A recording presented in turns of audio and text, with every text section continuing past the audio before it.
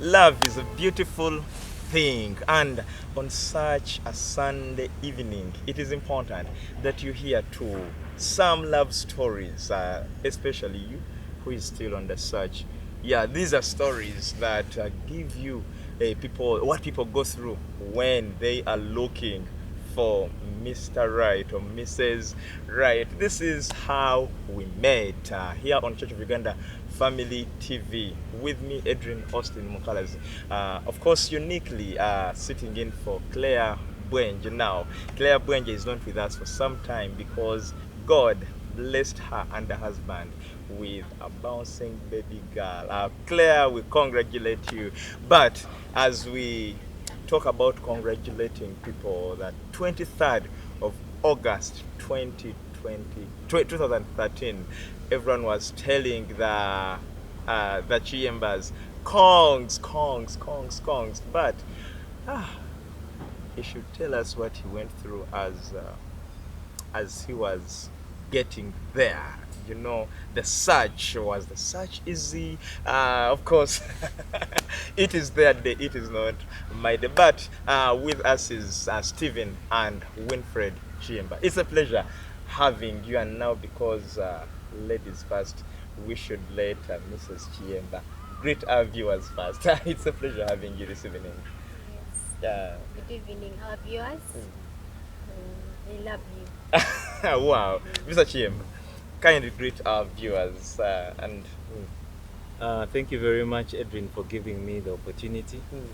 Mm. Good evening, our viewers, and thank you very much, Family TV, for giving us this opportunity as well. I'm looking forward to sharing our insights, our lessons, and the journey. We are already excited to hear where did Mr. Kayemba find her. But anyway, Mr. Kayemba, if I can ask, how has been? It's 10 years now since you became one. How has been this journey so far on your side? Okay, first and foremost, Mm. how did we come to meet? We shall get there, but first tell us how how the journey has been from the 23rd of August 2013 2013. up to date. Mm. First and foremost, Mm. I must appreciate that I have a very beautiful wife. Okay. But And single bakufa. and that is one of the things that keeps me going every other day. Okay. Yes, because I was attracted to her physically, and I'm still attracted to her. So that keeps me yearning for her every other day. Okay. Shortly after the wedding, Mm. reality sank in that we are completely different. We are completely different, and because of those differences, we had mixed kind of feelings. We didn't know what was going on at certain points in time. One day you were so much in love, and the other day you want to tear yourselves apart because you are going through that session or that time of discovering ourselves. Yes. Wow, Winfred, how has been your journey, your 10 years journey? It's as if you were married yesterday. I actually should applaud Mr. Kayemba for keeping you younger. You know, when someone looks at you or when they saw you the first time, they thought you just gotten married last week. Actually, it's been The Mozigo is still on. Actually, it's been 10 years Okay. and a few months down the road. Yes. And the journey has been a mix of smooth and rough. Mm. Yes, ups and downs. Mm. But the Lord has been so faithful, and we've made it up to now, and we believe we are still going to make it. Amen, amen, amen. Now, Winfred, if I can start with you, as you were growing up, which kind of man was in your imaginations that when Mr. Charming comes, he should be like this? Did you have those specifications? Yeah, definitely. Please share with us. Like most ladies do or are still doing, we always have a list of what we want, how we want our man to look like, how he should be looking like, what he should be possessing. I had that kind of list, and the number one thing being that I had been raised in a family of Christian background. I had a Yes. Christian background, so I always wanted a God-fearing husband, Okay. and I also always wanted definitely a very handsome Okay. man, and Uh-huh. I've always wanted a very rich man, Okay. a man who could take care of me. Uh-huh. Yes. Wow. Mr. Kayemba, which kind of lady was in your imaginations that God, when the right time comes, this is the person I want to spend the entire life with? First and foremost, I was looking for a God-fearing lady. That is already a match in Yes, that too. and when I was talking to Madame Sarah, Mm. she also mentioned to me and said, you know what? This lady is really God-fearing. I don't know how even I'm going to approach her. Okay.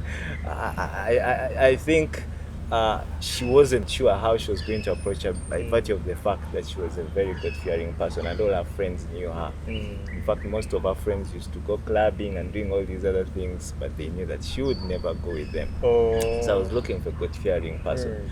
But when she told me that, for me it was even a stronger point to pursue her. Yes.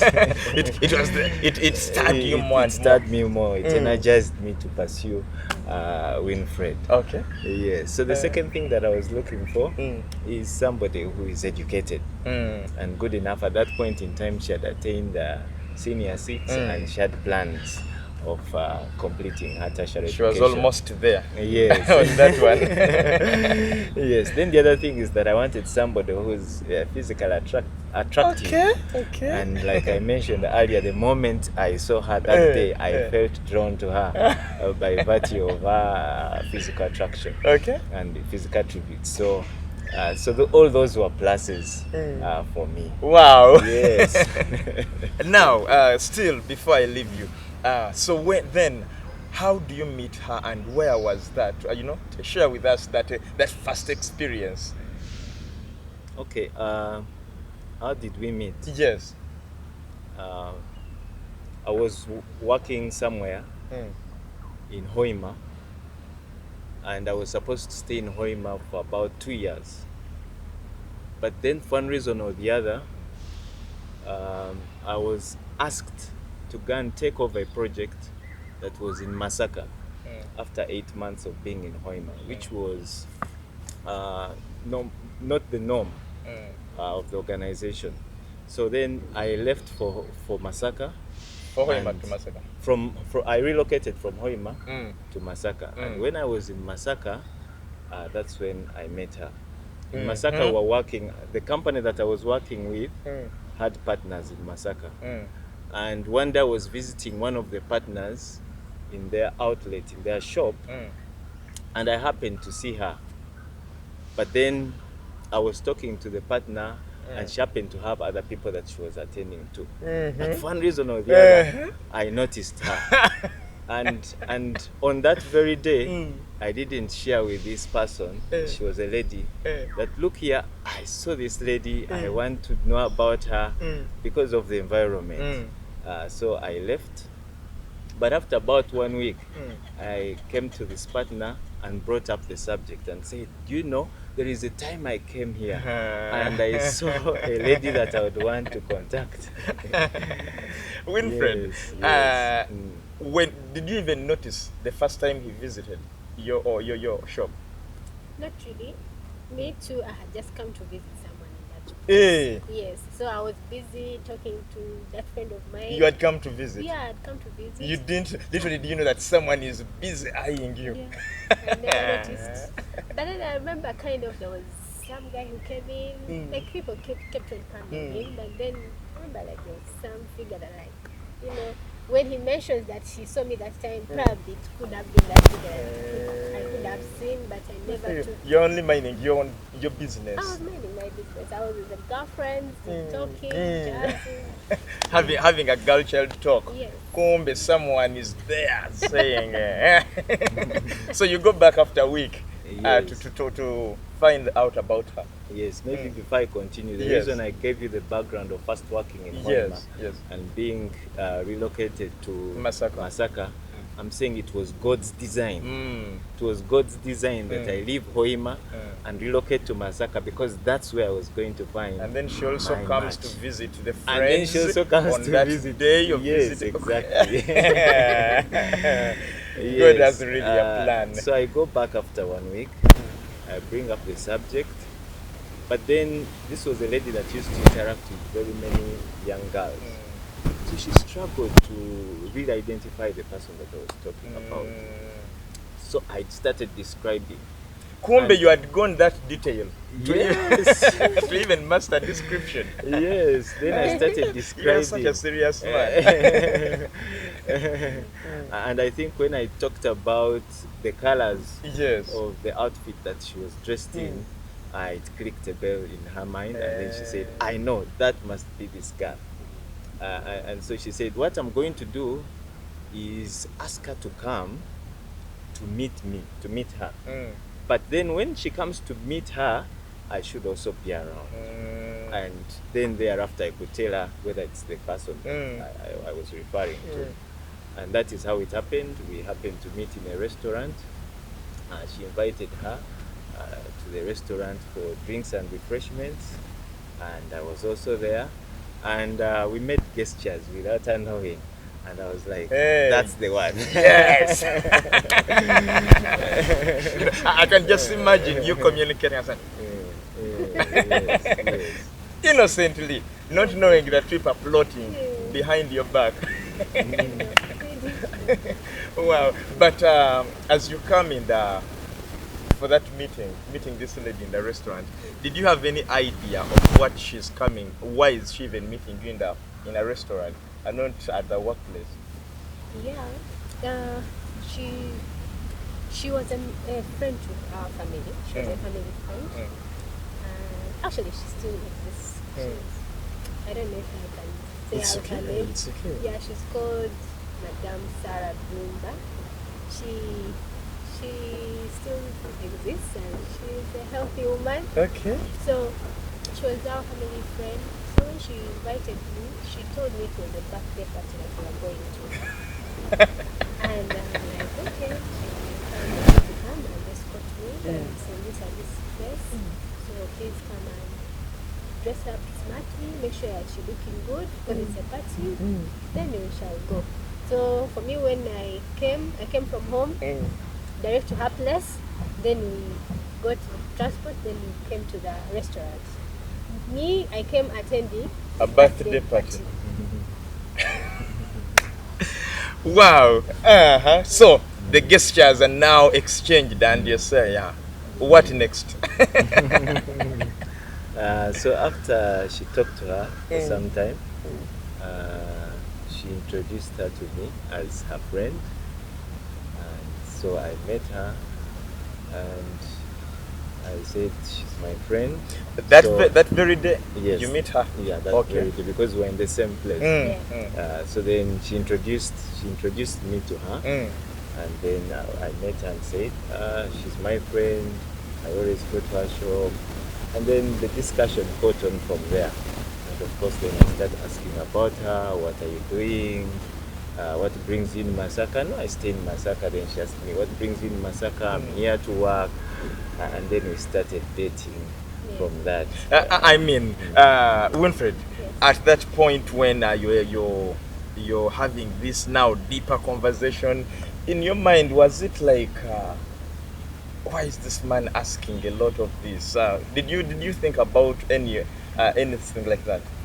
No, no, it was really and did you even an experience. Didn't keep on asking for the birthday party you were invited? When we got there, clearly there was no sign of a party. There was no any decoration. There was no music. It was just a quiet restaurant, and she had to come clean.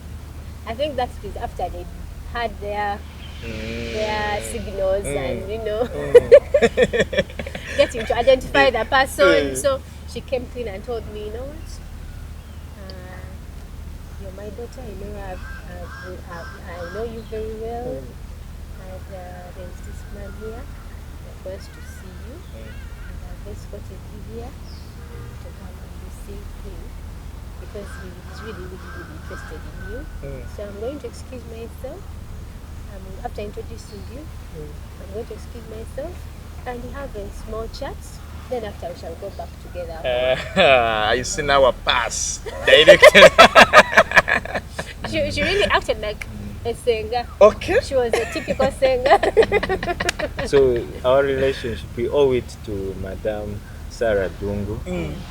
She stays in Masaka and at times comes to Kampala. Yeah. That is how The story starts with her. Yeah. So, you stay around with him. Mrs. Dungu has excused herself. And, you know, what is running in your mind? Do you see any signs of the kind of man you've really thought of in him as you're even discussing then? Because I was, first of all, at that time, I was just in my Essex vacation. I was timid, I was shy. So all I had to do was to sit around, listen, answer questions that come. That's what I was doing. I was only answering questions. How are you? Fine. Where do you stay in Masaka? You know, it was just a conversation of question and answer. Okay. So, you have your conversations, and then what happens? I mean, that first day, how do you depart? Okay, of course, I got to know a little bit about her. And then I also told a bit about myself. I'm in Masaka for an assignment, which may last about 1 year. Then after that, maybe I'll be relocated to another place. I'd want us to develop a friendship. So after that, I dropped her off and told her that I'll communicate through Madame Sarah. At that point in time, she didn't have a phone. I'll communicate through Madame Sarah so that we arrange another meeting. I was going away for about 2 weeks for some workshop, and so that is how we continued dating. I would tell Madame Sarah, please call her for me, then I would find her at the shop, and then maybe we go to a restaurant. So, for how long did you date? We dated for almost 4 years. 4, 1, 2, 3, 4. Hey, you were that patient. I think one of the things that determined that time was because she hadn't done her university. Yeah. Yes, so in interacting with her, Yet we are looking for someone educated. yes, I understood that I had to wait for her to go through her university. So then we would move forward. Oh. So during that time, she had to apply to the universities, be admitted, then go to the university, attend university, and then after that, shortly after that, that's when we had. Shortly after that, After the graduation, that's okay. when we had the Hey, wedding. so she didn't even have some relief as a single lady after graduation. Well, we are taking a short commercial break, but as we even go for the break, you are going to have a glimpse of the church service of the Kayembas as they were taking vows. We are coming back shortly.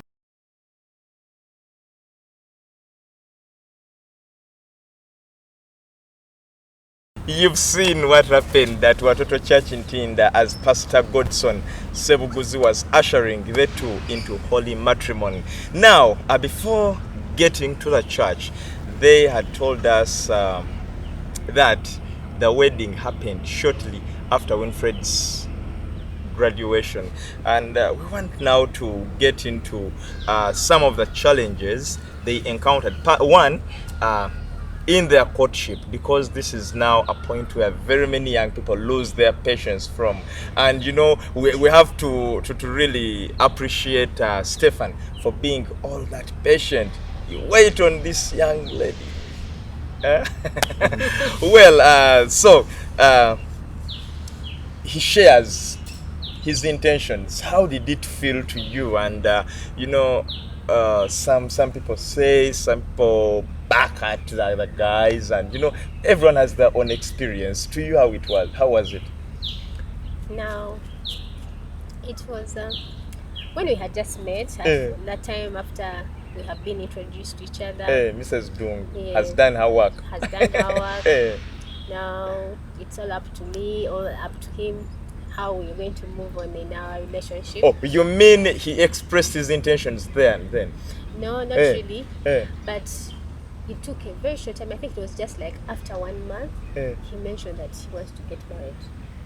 He wants to marry me. He kept on mentioning it. I think He couldn't give other guys space.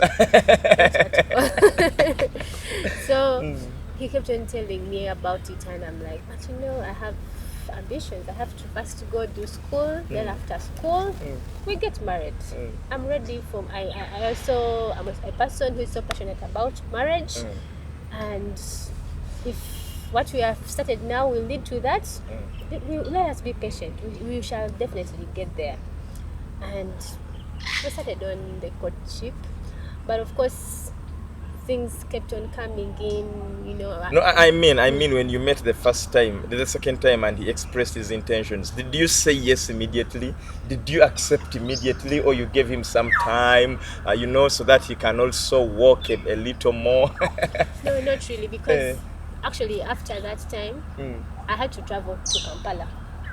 Being back, the time for vacation, I had to come visit some relatives this side, and that time we cut off some communication. He kept on interacting with Madame Sarah to check on me, and then sometimes she would not get to, she would not get to me, and it cut off a little bit, but he was really patient and determined. He knew what is mine will come back.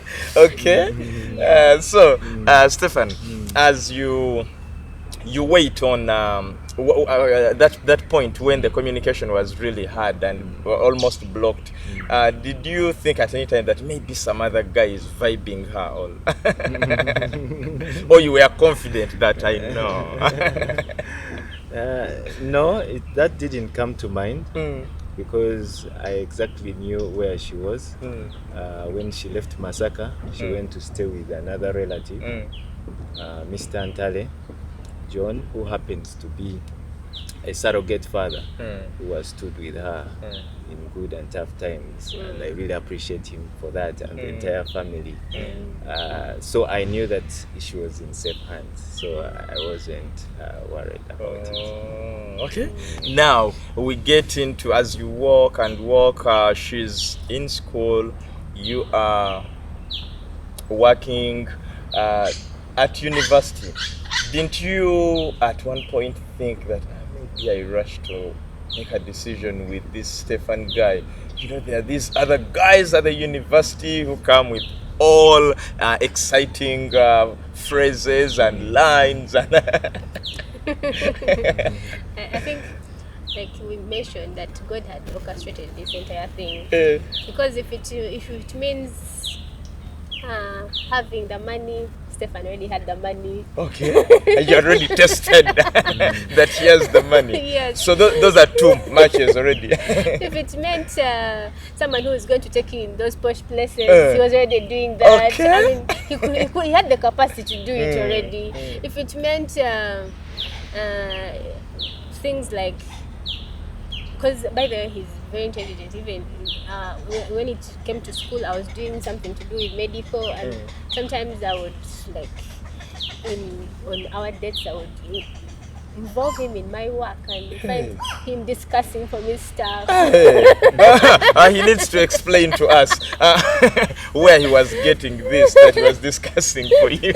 Yeah, you'd find that, I don't know, I think it is that extra effort that you would put in to make sure that he To read on your behalf. not to read on my behalf, but to show that he knows more, you know. Okay. And you find yourself buying whatever he's telling. So love had even blinded everything. Exactly. Mr. Stefan, we need to know where were you getting all that you were discussing for her from? I don't think that I have the technical knowledge of what she did. She did a medical course, orthopedics, then later on she did public health. and at that time she was doing orthopedics. But I think there are some basics which you can get from biology, and I think those are the ones I shared. And the love had the God had favored the words that love blinded everything, and she was taking in what. Yes. Now, after taking up the decision to, after completing her education, how then do you come up with your plans for the wedding? Which kind of wedding did you have? We've already seen the church. Which kind of wedding did you have in mind? Especially because I think for the women it is even more meaningful. It makes more sense for the women than the men. Yes. But before that, I wanted just to. There was a hiccup during our courtship. That in those 4 years, I think there was a gap of almost 7 to 8 months where we completely cut off. Deliberately, or it just came, like, I think it came as a testing or a challenge, and we kind of called it quits. I mean, was there a situation causing this? Yeah, there was a huge situation. I think he was at the peak of his career. He was busy. He was too busy, and I could not take it in. I felt he didn't have time for me. I felt he was so busy. He was so full of himself. He was, at that time, I could not understand. He was traveling. Even when he's around, he's busy, up in meetings, up in conferences, he was all over. And I felt... Stefan, why were you doing this? Yes,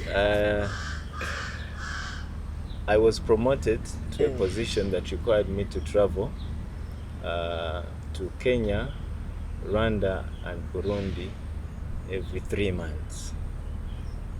So in that year, I was traveling, coming to Uganda for some time, then going to Kenya, going to Rwanda and Burundi, and doing that over and over again.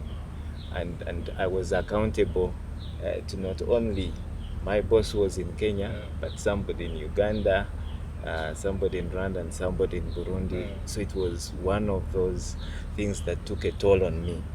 And at times I used to leave office as late as 3 a.m. and then I had to be in office by 6. It was tough, and of course she wants me to call during the day. She wants me to maybe meet her every other fortnight or every other week. And at times I would plan that I'm going to meet, and then something comes up, and then I cancel abruptly. Disappointment. There is that disappointment.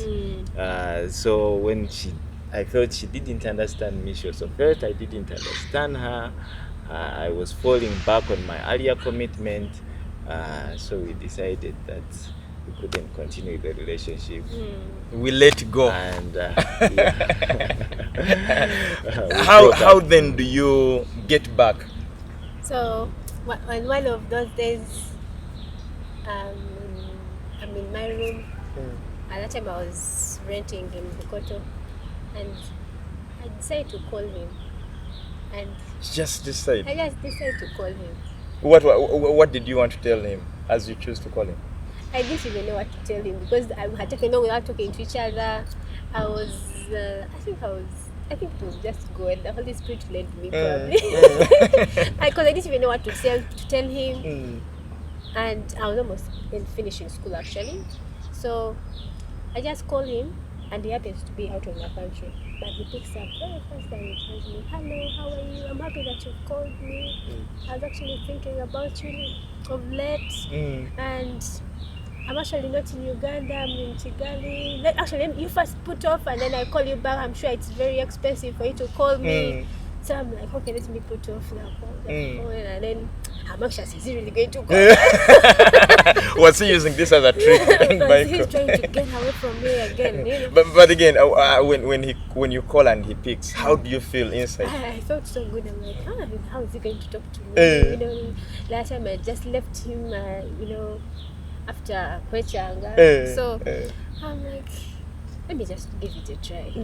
But he answered like very anxiously, very happy. He calls again. He calls again Immediately.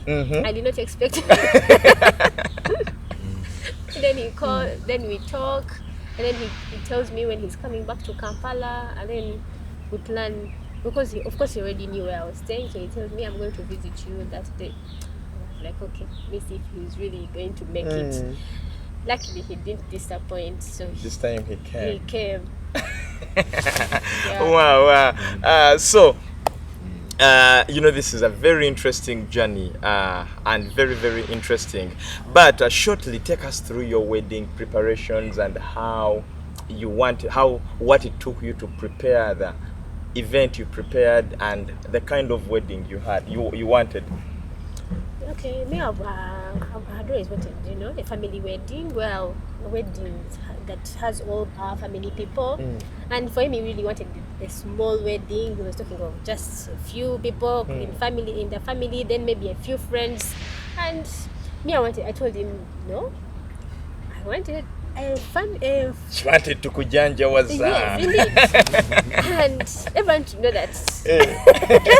That Winfred is gone. Yes. So we had to plan such a big wedding. Okay. Yes. And Stefan, wow, you wanted a small wedding. Why did you want a small wedding? I tend to think that we are in a culture of having big weddings just to impress others. But then for me, I was looking at having people that you are deeply connected to on the wedding day. Okay. And that was my background. But it was overpowered. Yeah, because I had to give in to. Not just to me, by the way, because even his parents wanted a big wedding, and before we knew it, the father came with a huge list of his friends. His tent, his side, was bigger than our side. We wanted a big wedding. His side was way huge. Let us look at the reception, and when we come back, we are going to come with our segment. Before you say, I do.